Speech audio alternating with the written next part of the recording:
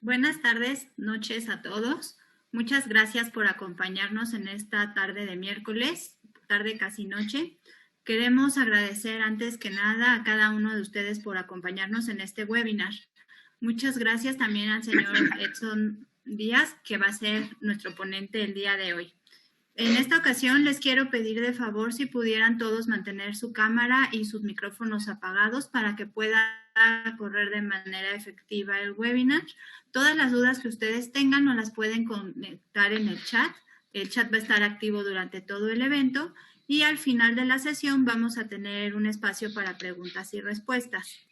A continuación, los voy a dejar con un video de Fondo para la Paz para que conozcan el trabajo que llevamos a cabo en comunidades indígenas y posteriormente les hablará Gustavo Maldonado, quien es el director general de la institución. Gracias por acompañarnos.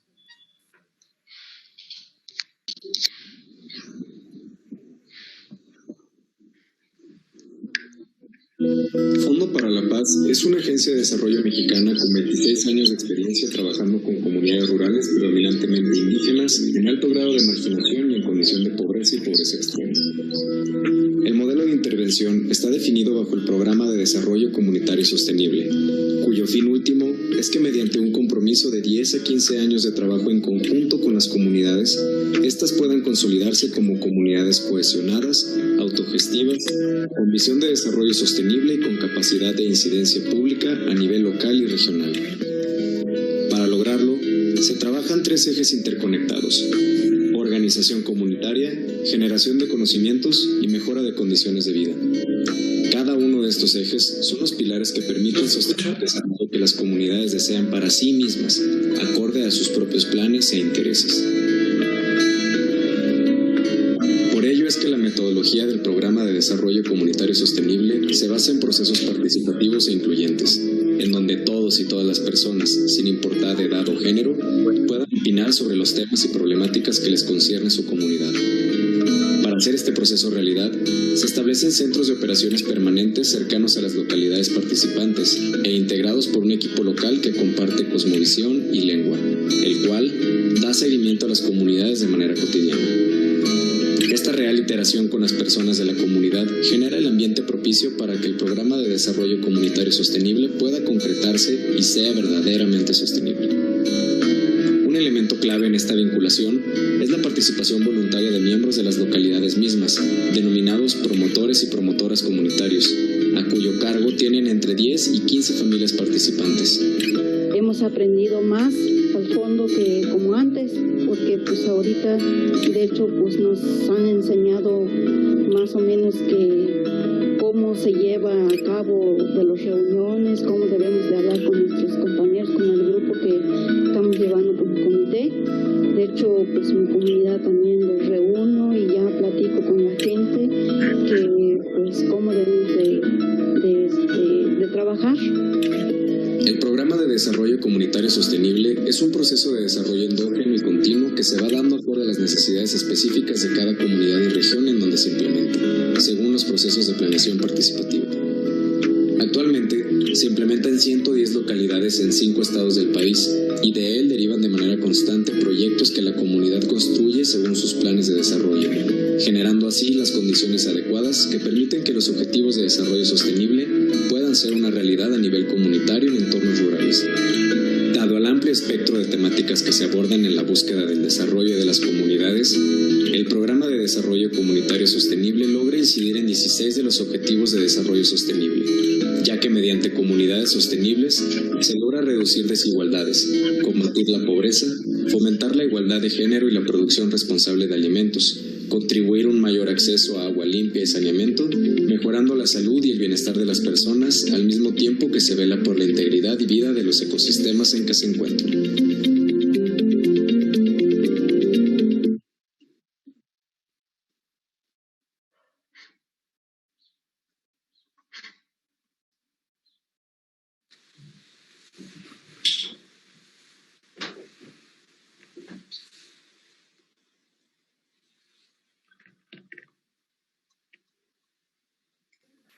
Gus, te escuchamos.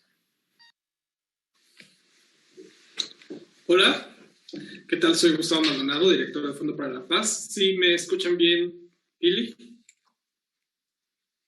Sí, todo perfecto. Muy bien. Bueno, pues muchas gracias. Como saben ustedes, estos webinars tienen una doble intención, ¿no? Primero, es una forma que Fondo para la Paz tiene para agradecer pues los donativos de las personas que ya nos conocen. De hecho, si hay algún donante de Fondo para la Paz aquí, que de hecho creo que vi algunos, pueden poner su manita arriba en el chat para poderlos identificar y mandarles un saludo en especial. Y bueno, pues nuestra primera intención es justo dedicar estos webinars para que es una forma de retribuir Fondo para la Paz a sus donaciones. Y para quien no nos conoce, pues es una oportunidad también de que conozca el trabajo que está haciendo Fondo para la Paz, y si los convencemos, si les parece una organización que valga la pena, pues también contribuir para que Fondo para la Paz siga trabajando a favor de las comunidades más pobres del país. Y para apoyarme voy a pasarles una pequeña presentación breve del trabajo que hace nuestra organización.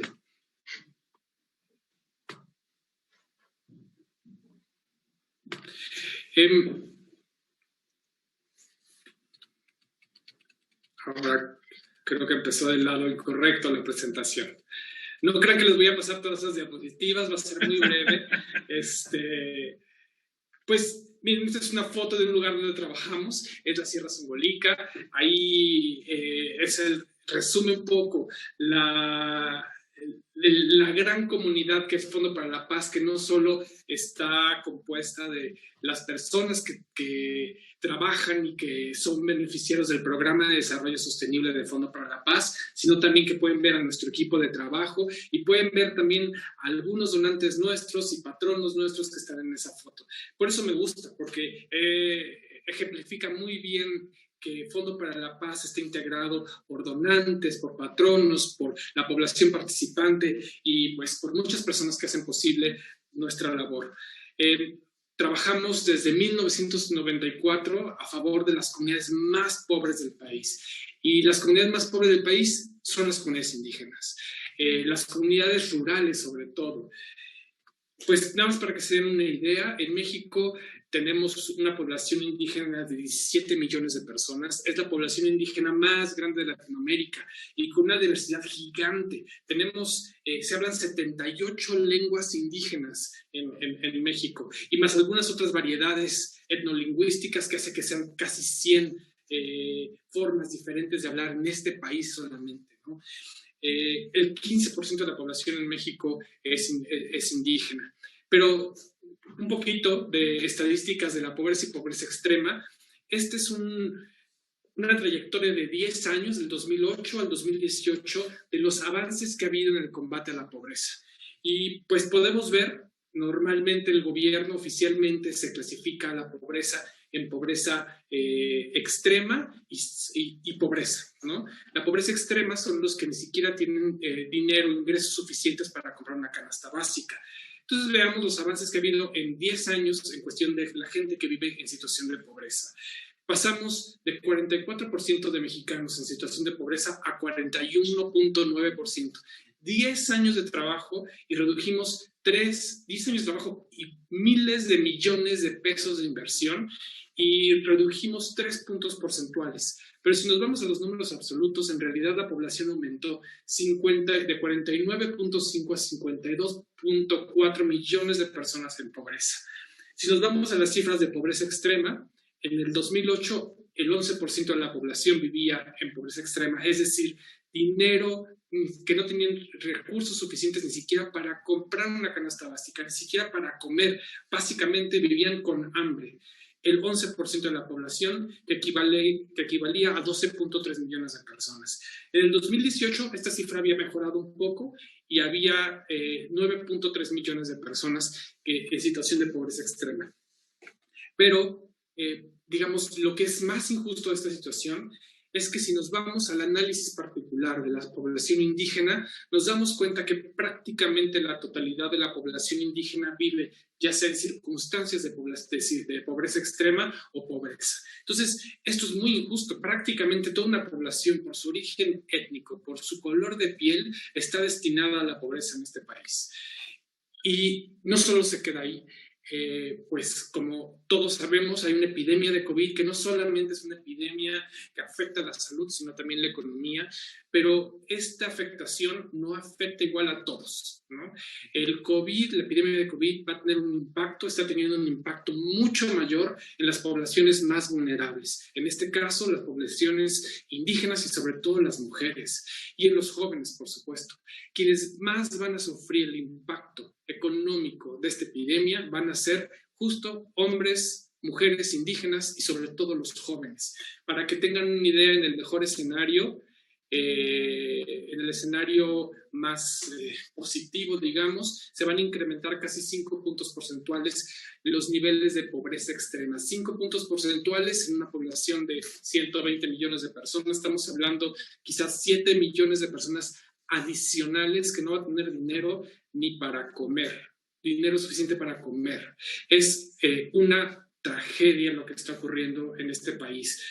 No solo hemos avanzado poco en los últimos 10 años de trabajo con la pobreza como país, sino que el COVID viene todavía a retrasarnos más en esta deuda que tenemos con los pueblos indígenas, y va a haber mucha más pobreza que antes, y eso es algo que nos debe de mover, porque son los momentos de crisis, los momentos más importantes para actuar.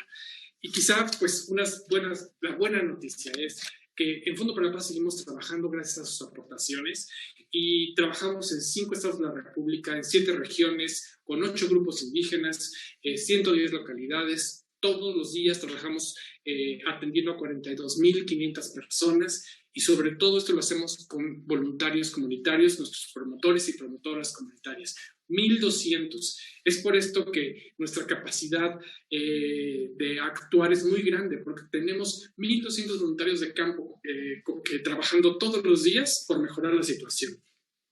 Hemos tenido muchísimos logros en todos estos ámbitos, en la falta de acceso a agua, en la desnutrición, en el combate a la desnutrición, en las mejoras del medio ambiente, en el acceso a saneamiento. Solo por mencionar algunos logros, más de 11,000 niños todos los días acuden a las escuelas que Fondo para la Paz ha mejorado o construido. Hemos construido a lo largo de la historia más de 200 centros comunitarios, ya sean escuelas, clínicas, canchas deportivas, para que las comunidades tengan un mejor desarrollo. Otros ejemplos es, hemos dado acceso a más de 3,000 familias con acceso a agua y saneamiento.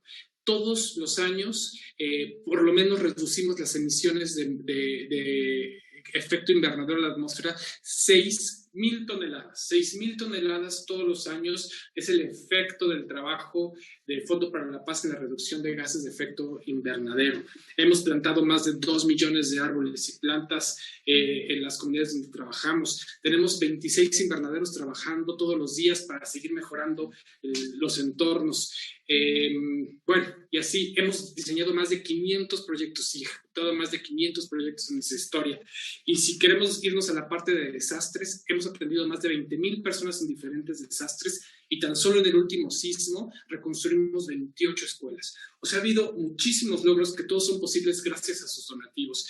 Y bueno, pues estos son algunos premios y reconocimientos que hemos recibido, 2 de la Presidencia de la República, algunas de las empresas que hacen posible nuestra labor, nuestros dictámenes de auditoría externa de estados financieros. Quien los necesite, quien los quiera ver o tenga pura curiosidad, nos los pide y les damos los estados financieros actualizados. Y este es un ejemplo nada más de lo que hacemos con sus recursos. Cada año las comunidades se organizaron para servir más de 200,000 comidas en los comedores comunitarios. Estos comedores comunitarios, Fondo para la Paz los invierte una vez, y las comunidades se encargan de atender, de operar estos comedores durante pues toda la vida, ¿no? Y son las comunidades quienes sirven estas 200,000 comidas en estos comedores comunitarios. Les voy a enseñar más o menos la dinámica de estos comedores, ¿no? Ahí están los niños 2 veces al día, van a estos comedores, donde entra un grupo, terminan de comer, entra otro grupo, las mujeres de la comunidad se organizan, las que ven allá al fondo están organizadas para servir los alimentos y van rotando las madres de familia. Un grupo de 10 trabaja una semana, luego otro grupo de 10 y así se organizan para alimentar a los niños. Esto es parte del trabajo comunitario. Pero aparte, estos comedores que ven están pensados en la sostenibilidad, con materiales durables, con buena luz, para no gastar electricidad, reciclan el agua, reciclan la basura, o sea, están pensados para que el daño al medio ambiente sea prácticamente nulo y para que el servicio sea sostenible a través de la intervención comunitaria. Esto es un ejemplo más de lo que logra Fondo para la Paz gracias a ustedes. Y para terminar, pues bueno, siempre me gusta terminar con esta fotografía, no solo porque salgo yo en la selfie, sino porque estas mujeres es otro caso más de éxito, estas mujeres indígenas que nunca han salido de su comunidad probablemente, que hablan lengua náhuatl, que trabajan allí muy lejos en la Sierra Songolica, en una montaña desde la cual vemos el pico de Orizaba, como les enseñé en la primera foto. Estas mujeres producen el mejor café de la zona y yo diría que probablemente de los mejores cafés del país, que se ha logrado exportar a Japón, que se vende aquí en la Ciudad de México, en San Luis, en la colonia Roma, en varios restaurantes de la Condesa. Es un café de súper buena calidad, orgullosamente de estas manos de mujeres indígenas, que pues gracias al apoyo y a sus donativos, pues les está cambiando la vida, porque imagínense mujeres que no tenían ingresos ni para comer, menos de 1,000 pesos mensuales. Hoy, algunas están ya por arriba de la línea de la pobreza, 6,000 pesos mensuales. Es poquito, pero ya es mucho más de lo que tenían inicialmente. Y este proyecto sigue creciendo. Entonces, esperemos que en algunos años más estas mujeres y sus hijos vean un futuro en el campo, que les dé una vida digna. Y pues esto es gracias al trabajo de Fondo para la Paz, que sería imposible sin sus aportaciones. Y pues quiero cerrar invitándolos a que si creen que esa es una buena causa, si están convencidos de que pueden aportar algo que no dañe su bolsillo, que lo pueden mantener durante muchos años, este donativo, que una vez que lo dan, ya ni siquiera sientan este cobro mensual que se hace a través de su tarjeta de crédito. Y la buena noticia es que todos y cada uno de los ingresos que tenemos de personas físicas se aplica el 100% a la operación, a los proyectos, y multiplicamos por 3 su aportación. O sea, tenemos un equipo que este dinero que ustedes como personas físicas nos donan, vamos y negociamos con empresas para que nos tripliquen y a veces hasta multipliquen por 5 las aportaciones. Tus datos están protegidos, hay una visita a la comunidad todos los años para que puedan ver con sus propios ojos lo que estamos haciendo. Y pues si nos quieren contactar, ahí están nuestras redes sociales, internet, teléfono, WhatsApp, la página web. Y bueno, y van a recibir información periódica de lo que estamos haciendo. Pues básicamente ojalá se sumen. Acuérdense, los momentos de crisis es cuando más se necesita la ayuda y es cuando más podemos hacer un cambio, sobre todo para las personas más vulnerables. Pues aquí están nuestros datos. Y pues ojalá se animen a contribuir para esta causa. Y les tenemos una sorpresa a algunos, de una persona que ustedes han de conocer muy bien, que probablemente hasta han trabajado con él, pues que es patrono de Fondo para la Paz. Estoy hablando del actuario Clemente Cabello, que es muy conocido en el medio de seguros, fue director general de GNP durante muchos años y es una persona que ha aportado muchísimo a esta causa, recursos, talento, tiempo, y pues para mí es un gran honor presentarlo y nos va a dar unas palabras antes de empezar con Edson. Clemente, por favor, adelante. Muchas gracias. Muchas gracias, Gustavo, por tu amabilísima presentación. ¿Se está oyendo? Sí. Se está oyendo. Muchas gracias por tu cálida presentación, mi querido Gustavo. Y muchas gracias a ustedes, amigos, que nos acompañan en este evento que con tanto entusiasmo organiza el Fondo para la Paz. Es una ocasión muy especial, es un evento de gala, porque contamos hoy con un expositor de verdad de reconocimiento internacional, y para mí es un privilegio poder introducir con ustedes a don Edson Díaz Matus. Gracias, Clemente. Edson es el director general de InMotion México, es ingeniero civil por la Universidad de Chile y socio fundador de InMotion, que es una empresa dedicada y especializada en temas de informática, tecnología y consultoría de empresas, ampliamente reconocida también. Durante su carrera, el ingeniero Matus se ha especializado en base de datos y en el mercado de seguros y de bancas seguros, y ha implementado nuevos sistemas en muchas compañías de seguros, pero dentro de ellas destaca el caso de Citibank, que es una empresa que emite más de 150,000 pólizas nuevas. Y InMotion ha establecido ahí el sistema Core, como lo ha hecho con Insignia Life, que es la primera compañía de seguros 100% en la nube empresarial. El ingeniero Matus nos hablará de lo que ha denominado Customer Experience, y a través de su charla nos presentará el camino estratégico que debe seguir la alta dirección de empresas, cualquiera que sea su giro, para que se logre competir y sobrevivir frente a las amenazas digitales de la nueva normalidad. Para nosotros, en el Fondo para la Paz, es un privilegio contar con la participación de una personalidad como la del ingeniero Díaz Matus, compartiendo sus experiencias en un tema de tanta actualidad e importancia, por lo que sin más me permito ceder la palabra al ingeniero Matus. Muchas gracias, Clemente, Gustavo. La verdad que para InMotion, y aquí hablo en nombre de todos los colaboradores y también de los accionistas, estamos orgullosos de ser parte del Fondo para la Paz. Desde el 2018 que nosotros ya somos parte de la comunidad que hace donaciones. Siempre es poco y ojalá podamos incrementar cada vez más las donaciones, pero estamos muy orgullosos de poder ayudar a Fondo para la Paz y también contribuir un poquito con este granito de arena, un poco en cómo sobrevivir a las amenazas digitales. Y bueno, para ir enmarcándome, voy a comenzar con la presentación.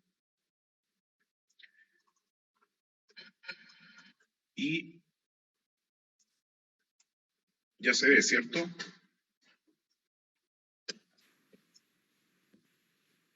No, todavía no vemos su presentación.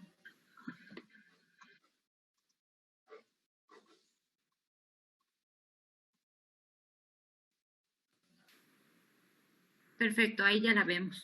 Perfecto. Bien, como don Clemente comentó, el tema que escogimos para que pudiera ser un buen aporte amplio, no solamente a la industria de seguros, es este tema de Customer Experience, que la verdad no es un tema nuevo. De hecho, esta charla está basada en el FIDES, en el año 2015, y la dimos como una de las charlas principales de FIDES, sí, pero un poco la remasterizamos y la hicimos alcanzar en 45 minutos para dar un barniz conceptual. Esto no pretende ser detallado, profundo, pero sí bastante conceptual y que aporte ideas y también cómo ir construyendo este tipo de estrategia. y la idea es que también se valore como un activo digital. ¿Por qué un activo digital? Si vemos un poco qué es lo que está viendo la banca en la empresa hoy día, el banco de los grandes españoles está pidiendo para poder otorgar préstamos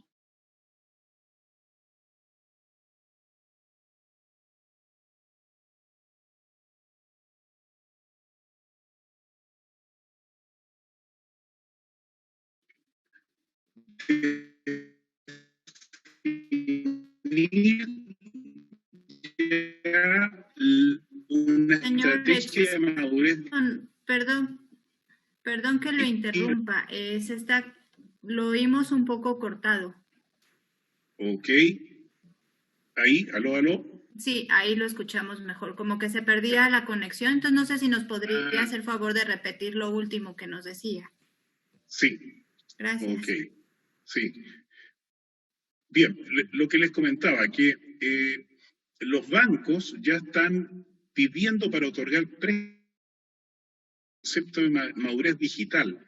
Es decir, las empresas ya no basta con que sean rentables en lo tradicional, sino que tienen que tener una estrategia de madurez digital presente y futura. Y eso nos lleva a tener claro qué es lo que es transformación digital, que es una palabra un poco ya acuñada y mal acuñada. Lo que no es transformación digital es meramente comprar tecnología por comprar tecnología. Podemos ser un poco más eficientes con tecnología, digitalizar, o mejorar procesos robotizando, pero eso no es transformación digital. La transformación digital está mucho más arraigada en un cambio cultural y estratégico para poder dar y competir a las amenazas digitales que ya son nativas digitalmente, ¿cierto? Y que ya están centradas en el cliente. La famosa InsurTech, FinTech, HealthTech, etc. Ahora, la idea es que en realidad son ambas cosas. Yo tengo que hacer un cambio cultural y estratégico. Esto siempre tiene que venir desde la cabeza, desde el consejo directivo, desde la dirección general, pero también acompañándolo con inversiones tecnológicas, porque son ambas cosas necesarias para una correcta transformación digital. Pero solo hacer proyectos de tecnología sin tener claro un cambio cultural y sin tener clara la estrategia, no es transformación digital, eso es recambio de tecnología y eso lo puedo hacer en cualquier momento. Ahora, muchos pueden decir, no me preocupa esto porque es una transformación más. Entonces, ¿para qué me preocupo si yo ya he vivido 2, 3, 4 transformaciones desde la máquina de escribir hasta hoy día y sobreviví? ¿Cuál es la gran diferencia de esta transformación digital? La primera gran diferencia es la velocidad con la cual están ocurriendo los grandes cambios. Pero la otra gran diferencia es la complejidad. No basta con ser veloz si es que no estoy armoniosamente dando cada paso bien pensado para poder superar a la competencia tradicional y superar mis amenazas digitales. Entonces, la transformación digital de hoy día es velocidad y es complejidad. Junto con eso, hay un concepto que me gusta mucho de Isaac Asimov, que habla de que la suerte solo favorece a los que están preparados. Y ese concepto de suerte es clave, porque el que se ganó la lotería y perdió todo su dinero un año después, porque no supo qué hacer con ese... La suerte tiene que ser sustentable y estar en el momento adecuado y de la forma inteligentemente pensada para ocupar bien esa posición de suerte. Entonces, de aquí en adelante, cuando hablemos de innovación, ¿cierto? Y transformación digital, estamos hablando de velocidad y de esta suerte donde estamos preparados. ¿Y quién mejor que Steve Jobs en el 2007 cuando lanza el primer smartphone? Y si nos damos cuenta, solo han pasado 13 años desde ese momento.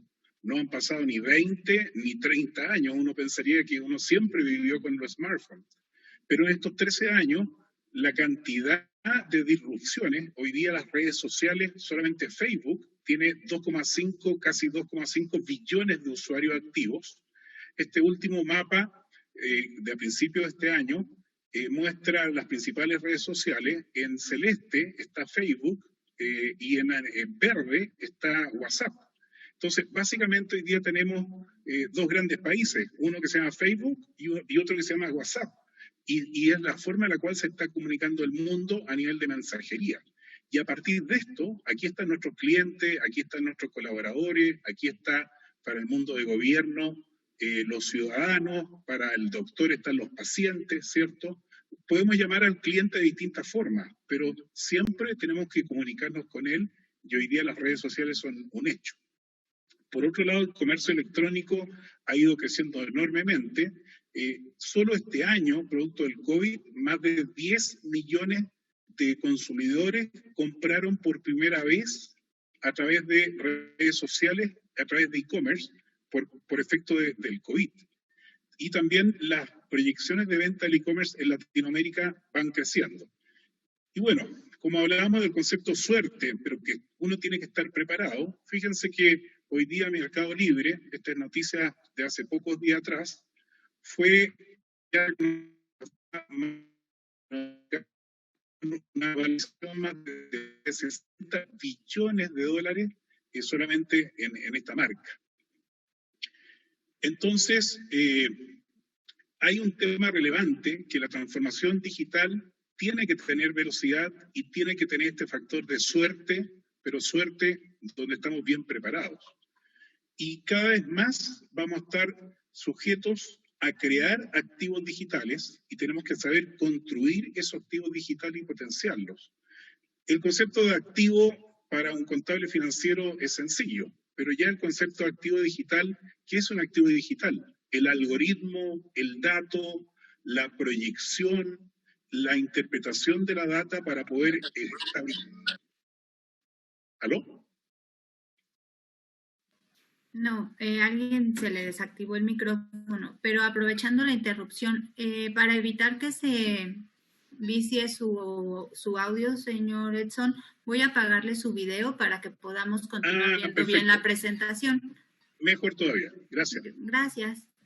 Ok, entonces, los activos digitales hay que tener claridad cómo construirlo y potenciarlo. Entonces, si aquí es un activo digital, el algoritmo con el cual yo puedo predecir la compra, los datos con los cuales yo puedo entender el comportamiento de mi cliente frente a un reclamo o predecir un reclamo, el algoritmo con el cual puedo atender a ese cliente de mejor forma. Entonces, todos esos activos digitales cada vez más van a tener un precio infinito si es que los sé construir y sé potenciar. Pero también tengo pasivos digitales, y esos pasivos digitales pueden ser la ciberseguridad. Si alguien me roba los datos y eso se sabe, automáticamente mi empresa de un día para otro puede valer cero. Entonces, el cómo mitigar y bajar el riesgo de estos pasivos digitales pasa a ser esencial. Y ahí, al principio veíamos que un banco, no a futuro, ahora ya está viendo los activos y pasivos digitales para poder dar un préstamo. Entonces la pregunta es, ¿el scoring digital, quién lo hará? ¿Solo un banco? Les hago la pregunta, ¿una empresa de facturación electrónica que maneja la información de la factura, cuáles se emiten, cuáles se pagan, podría ser un scoring digital? Por supuesto, tiene toda la información y la data para incluso esa empresa dar un préstamo, por ejemplo, a las pymes. Y esto va cambiando dramáticamente. Y en el mundo asegurador, ¿cómo una aseguradora va a asegurar un activo digital? ¿Cómo los actuarios están preparados para poder definir el seguro de un activo digital? Esta es una de las preguntas que a don Clemente me gustaría que la conversáramos al final de la presentación, porque es un tema totalmente nuevo. Habitualmente las compañías de seguros todavía están bastante atrasadas en asegurar activos digitales, porque ni siquiera están bien dimensionados por los propios actores que crean estos activos. Bien, con esa sintonización podemos hablar ya de los conceptos básicos para comenzar a conocer el perfil del nuevo consumidor y a partir de esto justificar el por qué un Customer Experience. Principalmente el cliente ya cambió. hace mucho tiempo, que no es tanto, recuerden que el celular inteligente no tiene más de 13 años, pero bastaron 13 años para dar vuelta totalmente el escenario, y hoy día el cliente está mucho más informado, tiene total control de los datos de precio, ubicación, oferta, y con eso puede tomar decisiones más rápidas, bien informadas, y por lo tanto tiene ese control.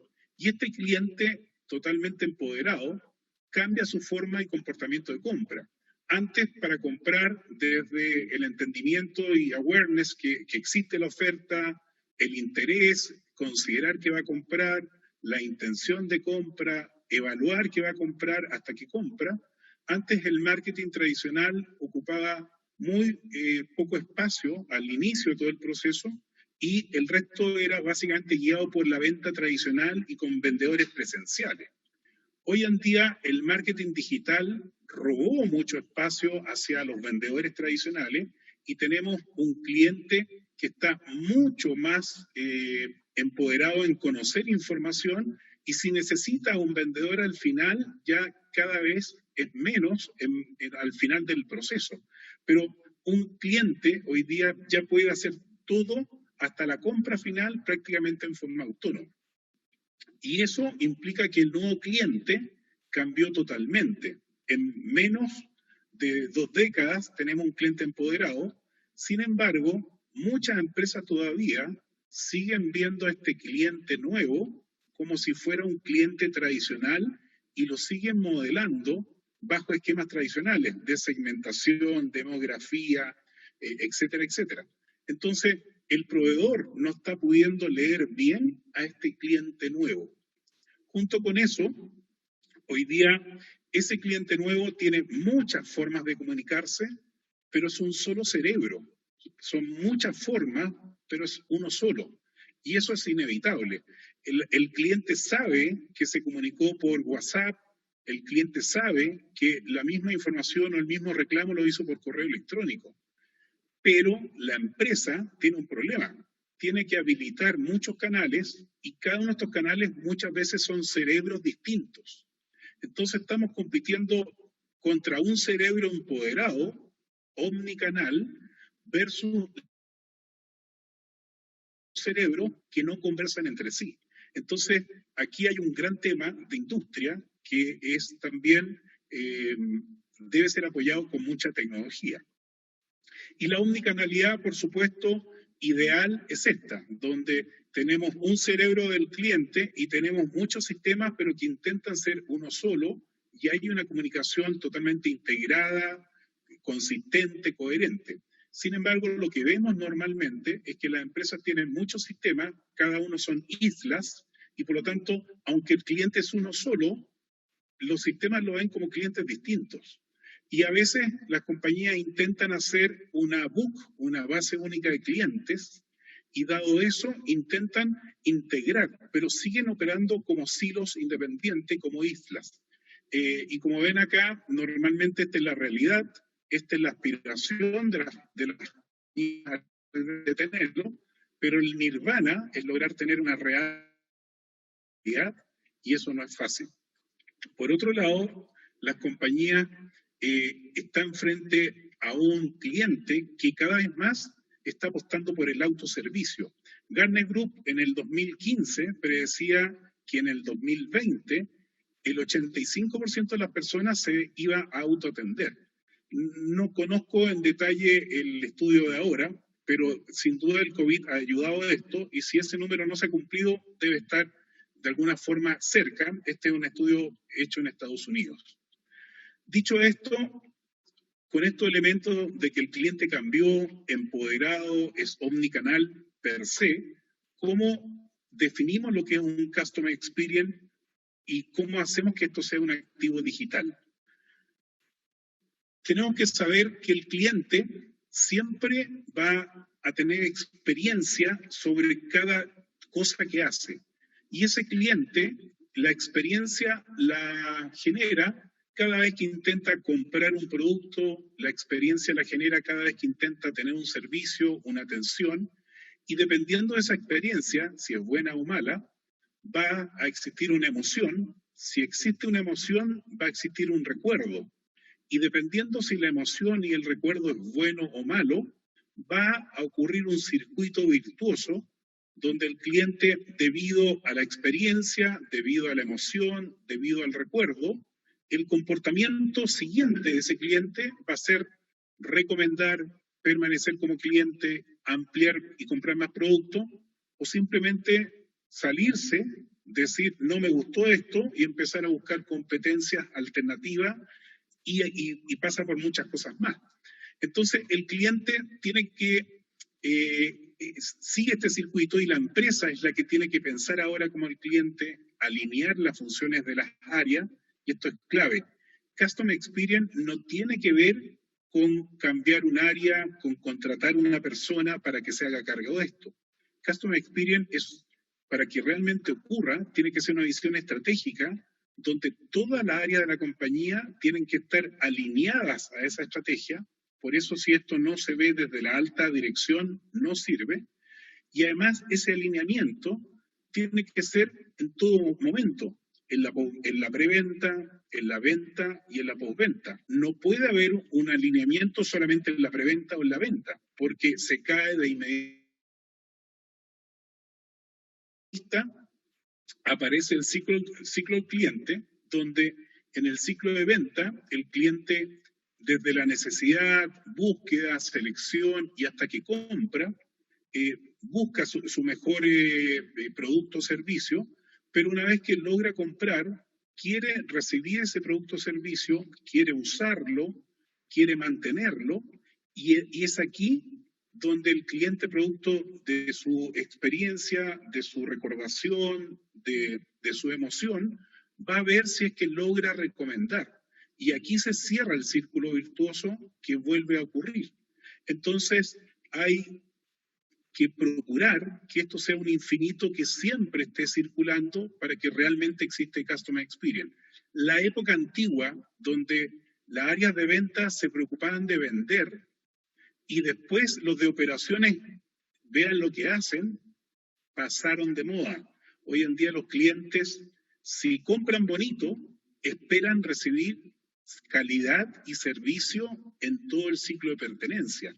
Vender bonito y dar un ciclo de pertenencia pobre, malo o sin estrategia es simplemente ir perdiendo valor. Desde ese punto de vista, el Customer Experience está 100% centrado en la experiencia y las emociones, y acá hay un gran reto. Si no era fácil medir la parte racional, hoy en día medir ya la parte emocional es mucho más complicado. Esto ya no es solamente números. Desde ese punto de vista, cuando estemos hablando de Customer Experience, tenemos que pensar en medir la experiencia y las emociones generadas de esa experiencia cuando el cliente está buscando, comparando, eligiendo, compra, usa, requiere, exige, felicita o denuncia, cuando está dispuesto el cliente a volver a comprar encantado o cuando el cliente está molesto y se quiere ir de la compañía. Tenemos que ser capaces de ir trazando otro tipo de variables totalmente mucho más blandas que las que estábamos acostumbrados en el marketing tradicional. Y por lo tanto aparecen nuevas técnicas y se une la ciencia hacia el marketing y aparece algo que se llama neuromarketing, que comienza a generar bases sólidas para poder crear los escenarios y medir estas emociones.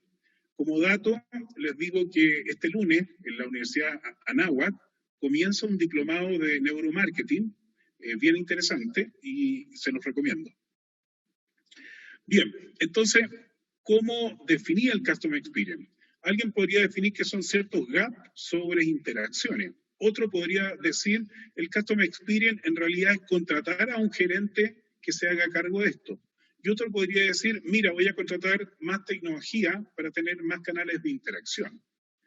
Nada de esto por sí solo es Customer Experience. Estos son elementos, pero no es el Customer Experience real, porque recuerden que el Customer Experience real no es contratar un gerente de Customer Experience y ponerlo alineado en un área solo, sin que nadie más sea consistente con el proceso. Tenemos que alinear a toda la compañía durante el proceso end-to-end, desde la preventa hasta la postventa. Y esto aplica para cualquier industria, no es privativo de ninguna. Por otro lado, desde la perspectiva de la marca, Michael Porter decía que una buena marca es la principal defensa contra la competencia de precio. Y la competencia de precio no es más que commodities, y cuando uno está en industria de commodity, simplemente pelea por precio y su valor comienza a bajar. Entonces, la construcción de marcas, de productos y servicios de calidad que el cliente reconozca van a ser esenciales. Y tan importante que, por ejemplo, puse acá, en el 2015 ocurrió un problema, si se recuerdan, con los motores de esta marca de vehículos, donde a nivel mundial tuvo muchas demandas porque los índices de contaminación no eran los que decían realmente los computadores. Y aquí hubieron dos grandes problemas. El problema real, que fue que hubo información no correcta, pero también todos los clientes tenían este botoncito con el cual comenzaron a distribuir la denostación de la marca a nivel mundial. Y claro, muchos se aprovechan de esto y rápidamente comienzan a ocupar el espacio que empieza a perder otra gran marca. Entonces, hay que ser siempre consistente y no hay que cometer errores, porque si no, alguien como esta otra empresa puede tener la suerte, que decía Isaac Asimov, y simplemente quizás podamos morir, producto de un error. También existen, por supuesto, otras amenazas digitales. El auto eléctrico, por supuesto, que es una amenaza digital sobre el auto tradicional. Y luego, siempre a nivel de las marcas, tenemos que ser capaces de generar una experiencia 360 de end-to-end, antes, durante y después, durante todo el ciclo de vida del cliente, totalmente alineado todas las partes de la compañía. Y con esto ya podemos establecer una definición conceptual de qué es Customer Experience. Customer Experience es una multidisciplina que garantiza que los consumidores disfrutarán experiencias satisfactorias, significativas y memorables con los valores de la marca en cada una de las interacciones que tenga, siempre con coherencia y consistencia. Y la verdad, se ve muy bonito. Cumplir todo lo que está acá es no trivial. Y por eso Customer Experience no es departamento de marketing. Customer Experience no es un buen contact center. Por eso Customer Experience no es contratar a alguien para que se haga cargo. Si no somos capaces de hacer esto a nivel de empresa, desde el consejo directivo hacia abajo, va a ser muy difícil o casi imposible. Y desde ese punto de vista, ya en el 2013 habían estudios de que las empresas que no tenían realmente una estrategia y política Customer Experience estaban condenadas por lo menos a tener 20% menos de ventas cada año de ahí en adelante. De ahí la importancia a un Customer Experience. Y nuevamente, yendo al tema de los smartphones, en solo 13 años, la cantidad de celulares y de marcas que hay, fíjense que si ustedes buscan muchas marcas y ven por dentro lo que es un celular, prácticamente todo lo que está dentro de un celular es común. Y van a encontrar que hay muy pocas marcas dentro de ese celular. Y lo que están haciendo las marcas realmente es diferenciarse en la cámara, en el reconocimiento facial, en todo, en el tipo de audio, en todo lo que realmente es Customer Experience. Porque al cliente final lo que le interesa es todo lo que pueda él operar. Lo que está dentro y no ve, en la medida que funcione, le da lo mismo. Y las compañías de celulares, por dentro, son casi todos iguales los celulares. Casi todas las marcas son muy pocas. Los fabricantes de estas componentes internas que están en roja son muy pocos en el mundo. Y las fabricantes que realmente venden el celular se diferencian por todo lo que tenga que ver con la experiencia de cliente. Y ahí aparecen las distintas marcas realmente. Dicho eso, ¿qué espera el nuevo cliente? Primero, si yo soy el cliente, espero que mi proveedor siempre tenga una conversación continua conmigo como cliente, contextuada, coherente, que siempre me reconozca mis necesidades, gustos y preferencias. Ahora, yo como cliente la sé, porque soy yo, pero el gran reto ahora de la empresa es tratar de entender todo esto, tratar de compendiarlo en datos, la famosa Big Data, y tratar de comenzar a utilizar inteligencia artificial, ¿cierto? Pero sigamos, el cliente ¿qué espera? Sobre todo espera cosas personalizadas. Fíjense en esto, los clientes desean ser contactados por temas de interés para ellos mismos y no porque a la empresa le parece más apropiado. Eso es profundo. Entonces, ¿cómo yo sé en qué momento adecuado puedo contactar a Edson Díaz? Para eso tengo que tener mucha más tecnología de la que tengo hoy día. Puedo mandar un mensaje yo como empresa cuando quiera, pero mandarlo cuando es el momento adecuado es lo difícil. Y en base a eso, por supuesto, algo tiene que ganar la empresa, y normalmente la empresa sí gana porque si logra establecer un customer experience correcto, va a incrementar su ingreso, la lealtad, va a poder tener oportunidades subyacentes, y hacerlo no siempre es más caro, también va a evitar mucha fuga de clientes, va a elevar las barreras de entrada de la competencia, sin duda. Desde ese punto de vista, entonces, tenemos que ser capaces de medir la experiencia. Y ahí aparece lo que conocemos como momentos de verdad, donde definimos distintos momentos donde el cliente va consumiendo o usando el producto o servicio y vamos midiendo qué emoción o qué experiencia y cómo la ranquea, si es una experiencia positiva, una experiencia negativa, y vamos graficando los momentos de verdad. Sin embargo, aquí en forma inteligente, no todos estos puntos tienen la misma importancia para el cliente. Recuerden que todo esto es siempre medido desde el cliente. Aquí no sirve que yo me intente imaginar lo que el cliente piensa, no sirve.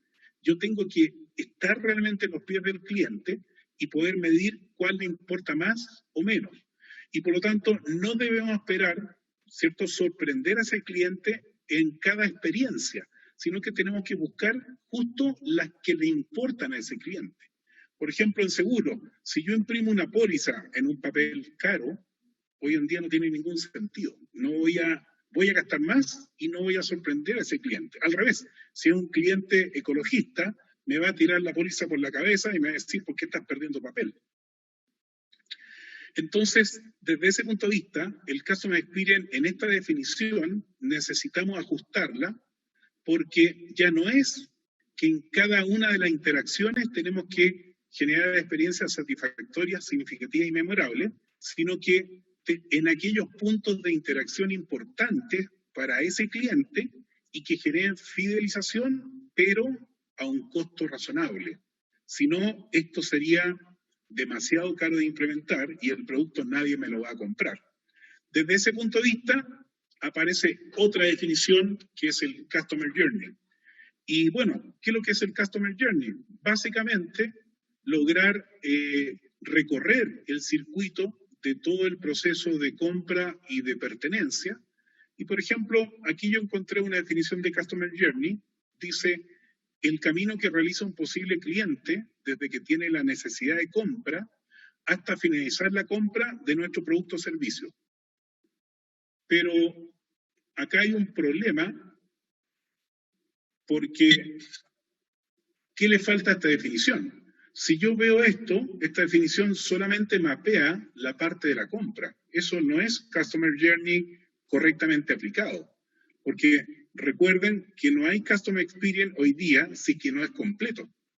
Hacer un Customer, gastarse dinero en hacer un Customer Experience, pero solo para esta parte, ¿cierto? Ahí, solo para esta parte, es botar el dinero hoy día, porque claramente el cliente después, cuando vea que el resto no existe, van a empezar las denostaciones de la marca, las redes sociales, la fuga de clientes.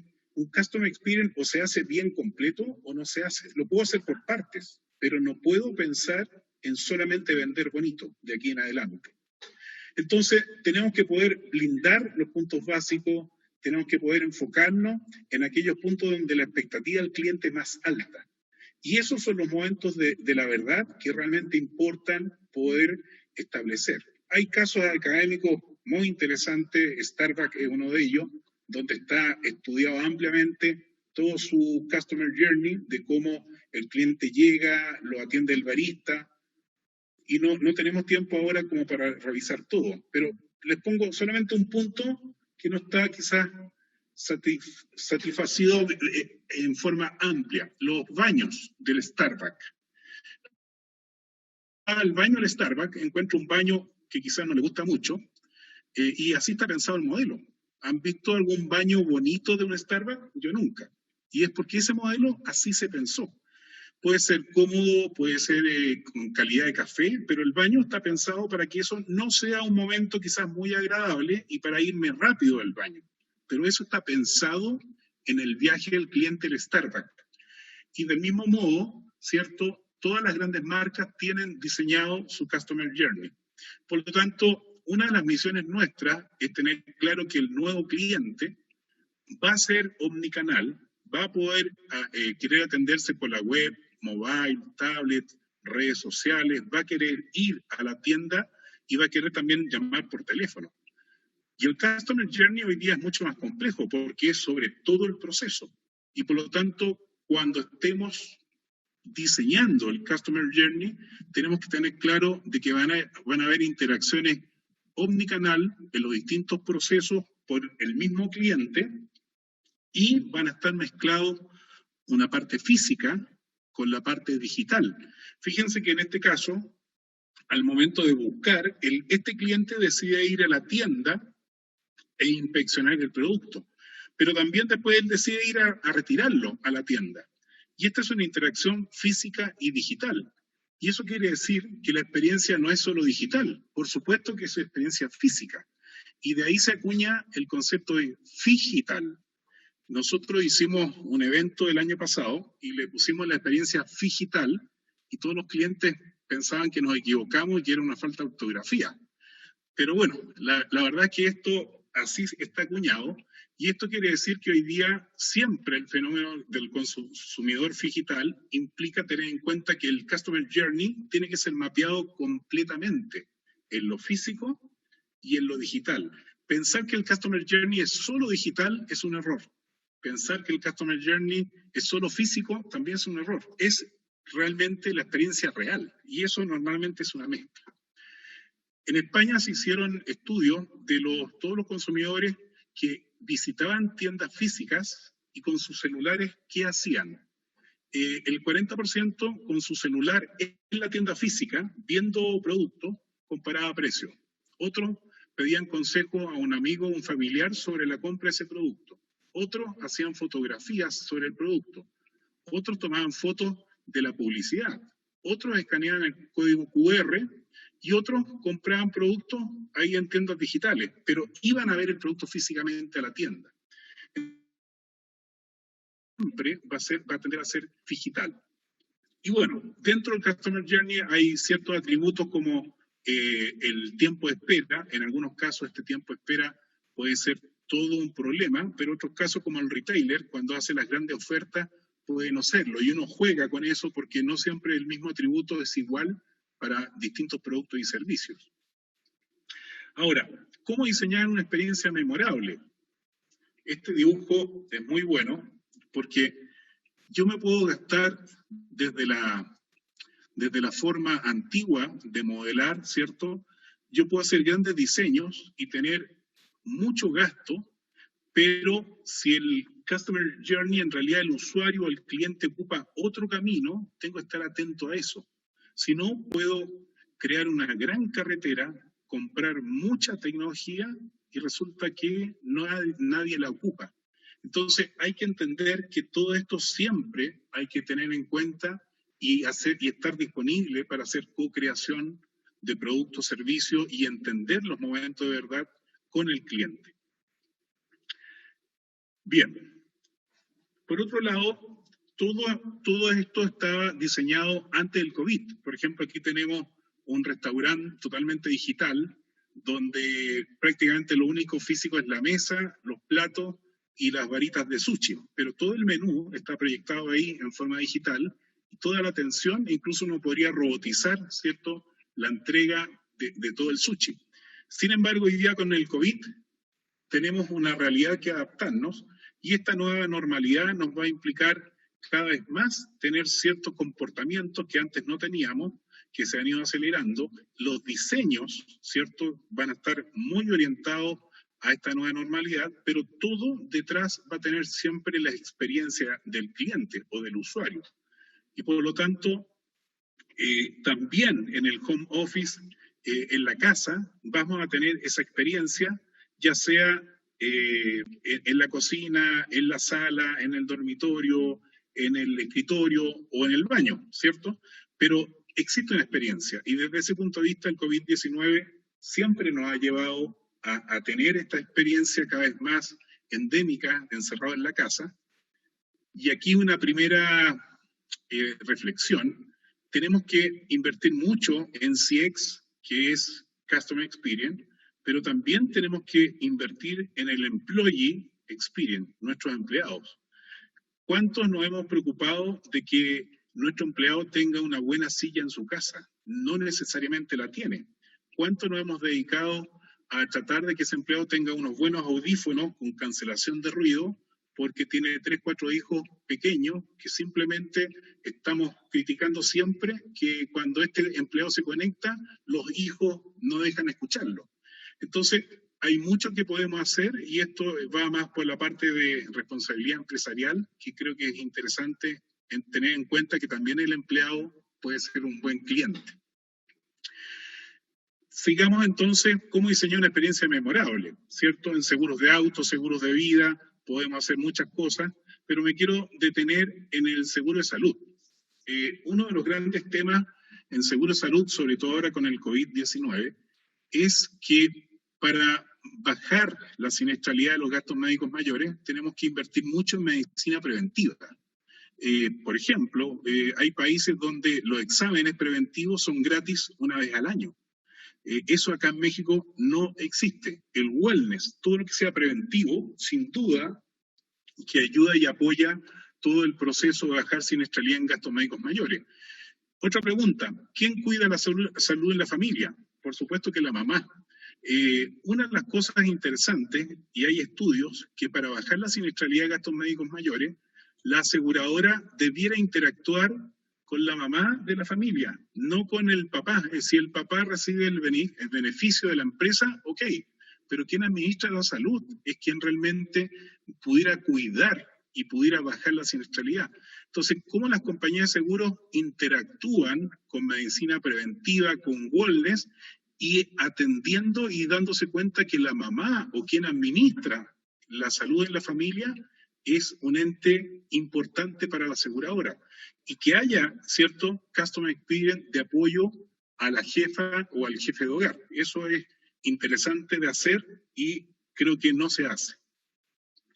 Por otro lado, ¿cuál es el mejor cliente para una aseguradora? Fíjense, el mejor cliente es el que nunca ha tenido un siniestro. Y ese cliente, ¿cómo ve a la aseguradora? Paga, no recibe nada. Pasó un mes, paga, no recibe nada.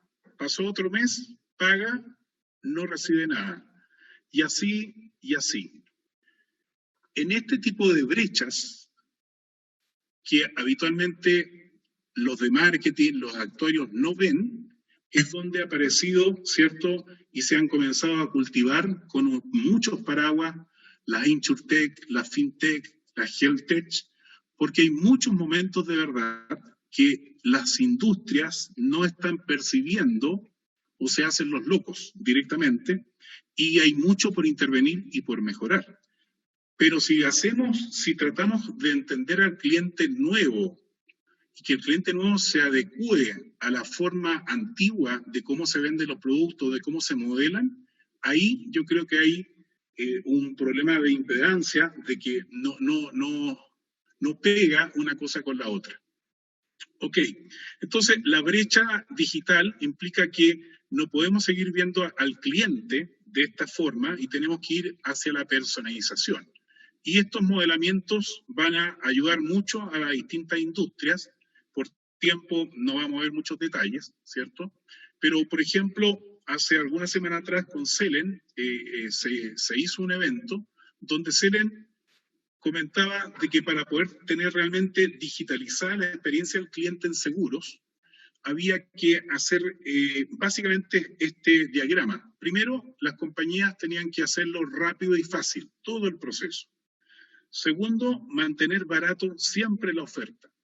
Y el cliente, ¿cierto? La compañía de seguros tenía, el cliente decía, conóceme, ayuda a protegerme, ayuda a evitar pérdidas. Cuando tenga pérdidas, ayuda a recuperarme, háblame siempre, involúcrame siempre. Y hacer este cuadro, que es desde la perspectiva empática del cliente, implicaba sumar más de 50 tecnologías distintas para poder implementar esto realmente.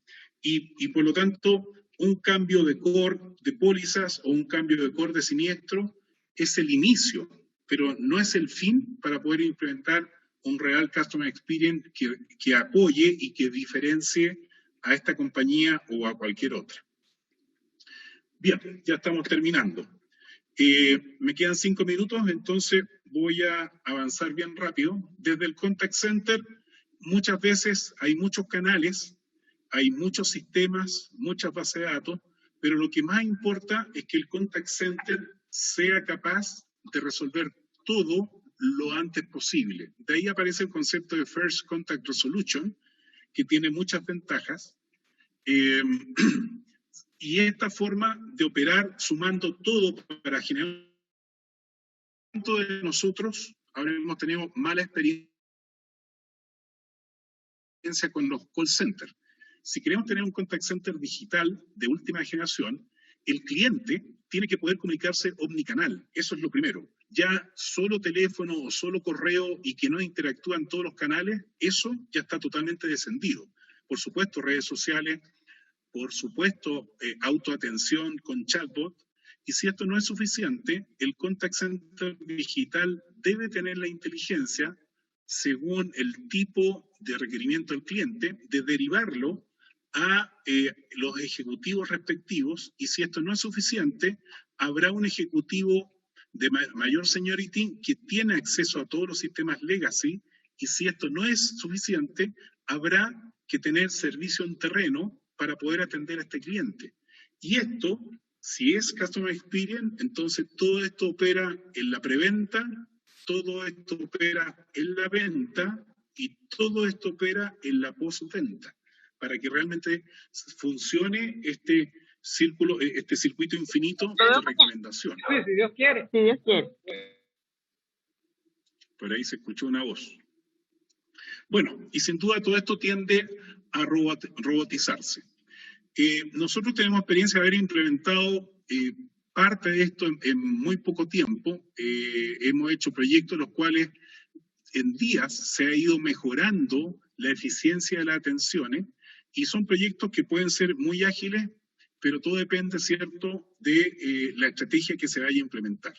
Esto tiene que ver con las redes sociales y cómo han ido desplazando a los contact centers, me lo voy a saltar un poco. Y lo último es, si no se mide, no mejora. Por lo tanto, para poder medir una experiencia memorable, tengo que ser capaz de medir las expectativas del cliente versus la experiencia recibida. Y ahí aparece uno de los indicadores más conocidos, hay muchos más, pero uno de los indicadores más conocidos es el Net Promoter Score, el famoso NPS, donde yo evalúo los detractores según la experiencia vivida. Los clientes califican de 0 a 10, los promotores son los que evalúan entre 9 y 10, los detractores son los que evalúan de 5 hacia abajo y los otros son los pasivos. El NPS es calculando promotores menos detractores y en base a eso yo puedo ir sacando indicadores de cómo está la experiencia vivida por cada cliente. Hay muchos otros indicadores. Me voy a ir básicamente a la encuesta, ¿cierto? Donde dependiendo de lo que se mide, hay encuestas que ya están ocurriendo en América Latina en Customer Experience, donde se mide la experiencia con la marca, la experiencia con el producto y la experiencia con el servicio. Y se sacan promedios y ese indicador se llama el BCX, que lo hace una consultora española. Y a partir de ahí clasifica las compañías si están en el rango de lo odio, una compañía mal, una compañía básica, una compañía funcional, una compañía me gusta o una compañía wow.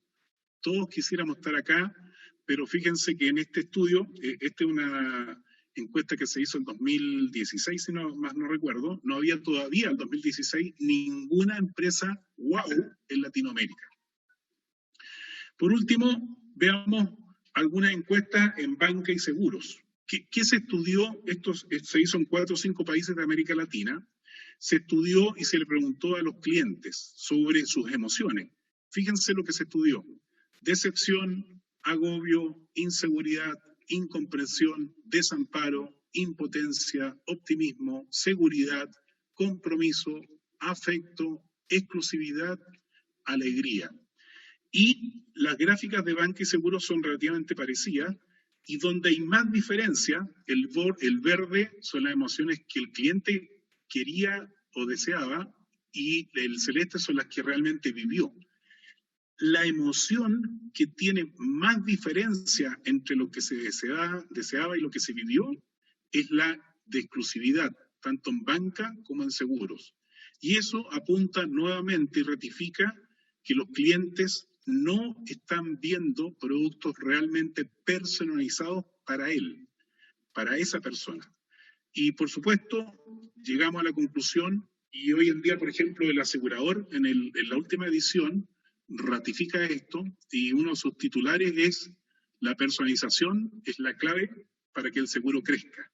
Entonces, aquí hay mucho por hacer, no hay mucho hecho, y creo que podemos crecer en base a entender de que aquí está la gran mina a explotar de aquí en adelante.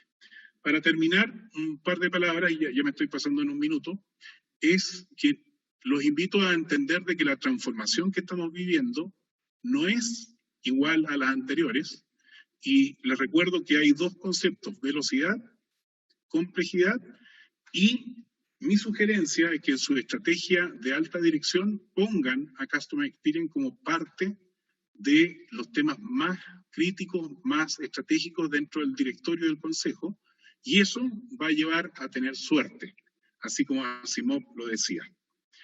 Bien, con esto me despido, quizás con una última reflexión. Consultores en España escribieron esto que lo encontré interesante. La experiencia del empleado es clave para una buena experiencia del cliente. Las compañías pueden hacer grandes inversiones en crear momentos maravillosos para sus clientes, pero sin sus empleados en nada van a quedar. Entonces, nuevamente, el CX es muy importante, pero el Employee Experience también es muy importante, y creo que sobre eso tenemos que trabajar a nivel empresarial. Bien, aquí están mis datos, agradezco mucho a ustedes. Si me escriben, gran parte de los conceptos que vimos acá los saqué de este libro, y es un ebook, se los puedo compartir encantado. Escríbanme y se los hacemos llegar. Muchas gracias a Fondo para la Paz, y estoy atento a preguntas. Muchísimas gracias, ingeniero. La verdad, toda la información que nos dio el día de hoy estuvo muy interesante. Vamos a dar unos minutos para que nos escriban sus preguntas en el chat, y si gusta, mientras damos paso a la pregunta que usted le hacía al actuario Clemente durante su exposición. Si me atreví a hacerle una pregunta a don Clemente. Sí, mientras la gente se anima a dejarnos sus preguntas en el chat. Claro. No, bueno, coincido plenamente. Estamos en pañales, por lo menos en México, en el tema del aseguramiento de los activos digitales. Yo creo que en otros países del mundo se empieza a avanzar, o se han logrado ya avances más significativos. A mí me parece que esta nueva normalidad nos va a llevar a poner más atención a este tipo de temas, porque los activos digitales van a cobrar cada vez más una mayor importancia. Pero de alguna manera, perdón si la respuesta es un poco larga, pero esto empieza también de alguna manera en mayores esfuerzos de las empresas, de las aseguradoras, por lograron un alto nivel de desarrollo, de avance en el tema de digitalización y, por supuesto, con una visión más amplia en este afán de buscar una experiencia plenamente satisfactoria y memorable de los clientes.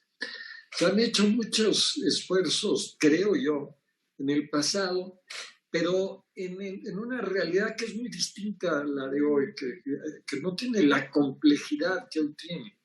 Entonces, ahora tenemos que acceder a estas herramientas de las cuales con tanto conocimiento nos ha compartido hoy el ingeniero Díaz. Tenemos que acceder a ellos en las compañías de seguros para poder modernizar nuestros procesos, se está haciendo, y poder de esta manera servir mejor a los clientes. Pero es un tema nuevo, todavía no está resuelto. No está resuelto. Yo creo que hay empresas en México que han logrado algunos avances, pero es muchísimo lo que hay por hacer y como explicaste muy bien en tu presentación, es un tema que además del tema de la rapidez implica complejidad. Entonces sí, se requiere un esfuerzo que emane de la alta dirección de la empresa para poder dedicar los recursos que una tarea de esta magnitud requiere, ¿no? Correcto.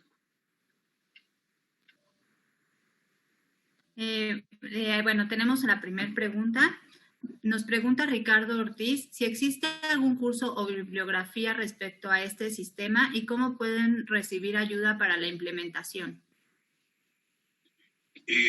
Reitero, Customer Experience no es un sistema, es una estrategia multidisciplinaria y que engloba toda la compañía, que se apoya en herramientas tecnológicas, sí, y existen herramientas, sí, por supuesto, el Contact Center, que es Contact Center digital, que es una de las claves, pero hay muchas tecnologías por ahí en un slide.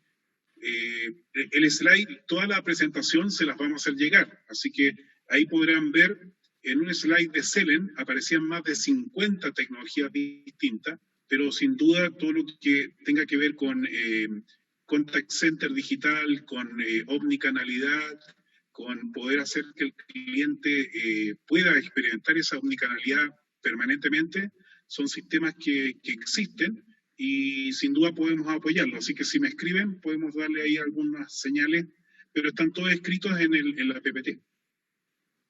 Ok, claro. Y como comentaba, les vamos a compartir la presentación y ahí viene también todos los datos de contacto. Nos pregunta el señor Plinio Antonio, ¿cuál debería ser el papel de las startups en la transformación digital a nivel país? Buena pregunta. A ver, hay dos tipos de startups normalmente. Las que compiten contra el mundo tradicional y las que apoyan y mejoran los procesos del mundo tradicional. Yo siento que ambas vertientes tienen que desarrollarse y las que tratan de competir contra los bancos, contra las empresas de salud, contra las aseguradoras, tienen que hacerlo, porque al final alguna de esas va a tener una buena idea y lo va a sacar. De hecho, Krabi, por ejemplo, es un buen ejemplo de ello, que es una aseguradora 100% digital en México. Y sin duda con muchas áreas y oportunidades de mejora. Entonces, al país le hace bien ese tipo de startup, pero las otras startups que no compiten, sino que apoyan y mejoran, ¿cierto?, a las actuales empresas tradicionales, son las que pueden ayudar mucho más. Entonces, yo les creo un poco más a esa. Y bueno, hay que fomentar esto desde el gobierno, pero también desde la iniciativa privada, y no hay que tenerle miedo a la startup. Ese sería mi consejo. Muchas gracias. ¿Alguna otra pregunta que nos quieran hacer en el chat? Quizás complementando, en algún momento yo mostré estos momentos de la verdad donde un cliente que nunca tenía siniestros y siempre pagaba, lo único que veía es que no recibía nada. Y que esos momentos de verdad son las que hacen surgir muchas veces la Insurtech o la FinTech o las que sean. Entonces, quizás también la pregunta es, o la indicación es hacia las industrias tradicionales. Tienen que mejorar eso porque si no los clientes se van a empezar a ir. Esa es la verdad. Sí, claro, y es, bueno, toda la industria tiene que adaptarse, ¿no? Nos preguntas, evolucionar, claro. Nos pregunta el señor Carlos Abumrad, ¿cómo se lleva esto a un restaurante si no estás vendiendo un producto? La mayoría de los restaurantes todavía siguen operando con servicio a domicilio, pero veíamos también ahí que la nueva normalidad, desde el código QR, desde el tapaboca, los guantes, pero el diseño también cambia. Yo ya no puedo tener una mesa al lado de la otra. Entonces, por un lado tengo restricciones que tengo que cumplir bajo la nueva normalidad, y estas son normas. Si no hago eso, me multan o me cierran. Pero por otro lado, yo tengo que ser capaz de dar una buena experiencia. Entonces, hay que compatibilizar, y esto ocurre en todas partes del mundo, en toda la industria, lo normativo no es privativo de hacer un buen diseño de experiencia cliente. Entonces, hay que hacer ambas. Se puede. Muchísimas gracias. Esperemos ver si alguien más tiene alguna otra pregunta. Les recordamos que estarán recibiendo la presentación en los correos electrónicos que nos dejaron en su registro, y ahí también vienen los datos de contacto del señor Edson en caso de que tengan alguna otra duda. Pues parece que nadie se anima a preguntar nada más. Señor Clemente, vamos de nuevo con usted, si tiene algunas palabras más que decirnos.